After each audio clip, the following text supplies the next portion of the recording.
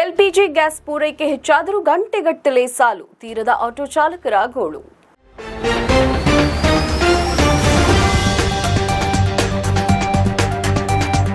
Silicon city ಬೆಂಗಳೂರಿನಲ್ಲಿ auto LPG ಕೊರತೆ ತೀವ್ರವಾಗಿರುವ ಹಿನ್ನೆಲೆಯಲ್ಲಿ ಸಾರ್ವಜನಿಕರ ಸಂಕಷ್ಟಕ್ಕೆ ಸ್ಪಂದಿಸಿರುವ ಇಂಡಿಯನ್ ಆಯಿಲ್ ಕಾರ್ಪೊರೇಷನ್ ತನ್ನ ಪೂರೈಕೆಯನ್ನು ಶೇಕಡಾ 300ರಷ್ಟು ಹೆಚ್ಚಿಸಿದೆ.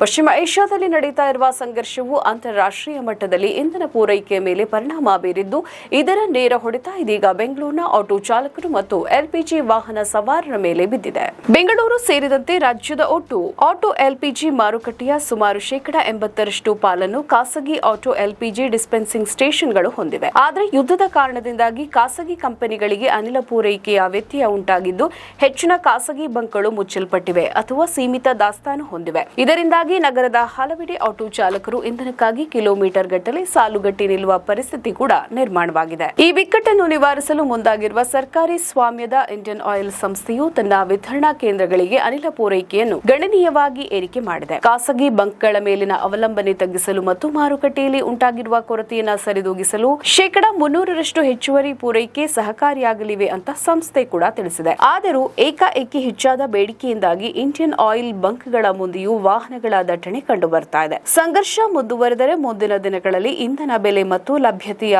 ಮೇಲೆ ಮತ್ತಷ್ಟು ಪರಿಣಾಮ ಬೀರುವ ಆತಂಕ ಕೂಡ ಎದುರಾಗಿದೆ. ಹಠಾತ್ ಏರಿಕೆಯಾದ ಬೇಡಿಕೆಯಿಂದಾಗಿ ಇಂಡಿಯನ್ ಆಯಿಲ್ ಬಂಕ್ಗಳಲ್ಲಿ ಹೆಚ್ಚಿನ ದಟ್ಟಣೆ ಕಂಡುಬರ್ತಾ ಇದ್ರು ಕಂಪನಿಯು ಸತತವಾಗಿ ಪೂರೈಕೆಯನ್ನು ಮುಂದುವರಿಸುವ ಭರವಸೆಯನ್ನ ಕೂಡ ಇದೀಗ ನೀಡಿದೆ. ಪಶ್ಚಿಮ ಏಷ್ಯಾದ ಬಿಕ್ಕಟ್ಟು ಶಮನ ಆಗುವವರೆಗೆ ಖಾಸಗಿ ವಲಯದ ಪೂರೈಕೆಯಲ್ಲಿ ಅನಿಶ್ಚಿತತೆ ಮುಂದುವರಿಯುವ ಸಾಧ್ಯತೆ ಇರುವುದರಿಂದ ಸರ್ಕಾರಿ ಸ್ವಾಮ್ಯದ ಕಂಪನಿಗಳ ಮೇಲಿನ ಒತ್ತಡ ಹೆಚ್ಚಾಗಿದೆ. ಸದ್ಯಕ್ಕೆ ಪೂರೈಕೆ ಹೆಚ್ಚಳ ಮಾಡಿರುವುದು ಆಟೋ ಚಾಲಕರಿಗೆ ಮತ್ತು ಸಾರ್ವಜನಿಕರಿಗೆ ದೊಡ್ಡ ಮಟ್ಟದ ನೆಮ್ಮದಿ ನೀಡಿದೆ. ನಮ್ಮ ಈ ವಿಡಿಯೋ ನಿಮಗೆ ಇಷ್ಟ ಆದಲ್ಲಿ ಲೈಕ್ ಮಾಡಿ, ಶೇರ್ ಮಾಡಿ, ಕಮೆಂಟ್ ಮಾಡಿ ಮತ್ತೆ ಸಬ್ಸ್ಕ್ರೈಬ್ ಮಾಡಿ.